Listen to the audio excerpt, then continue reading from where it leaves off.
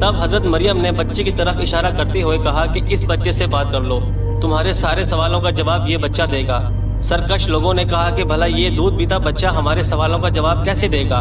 ہم کیوں کریں اس سے گفتگو؟ قوم کا یہ کلام سن کر حضرت عیسیٰ نے تقریر شروع کر دی، جس کا ذکر قرآن میں اللہ تعالیٰ نے اس طرح ارشاد فرمایا ہے، اور جب بچے نے فرمایا میں ہوں اللہ کا بندہ، اس نے مجھے کتاب دی اور مجھے نبی کیا، اس نے مجھے مبارک کیا، میں کہیں ہوں مجھے نماز اور تقوی کی تاکید فرمائی،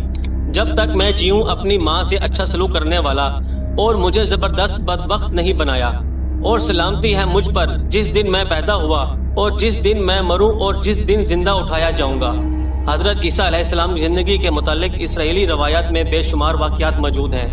ان میں سے ایک انجیل میں ہے جو حضرت وہاب بن منبع سے منقول ہے۔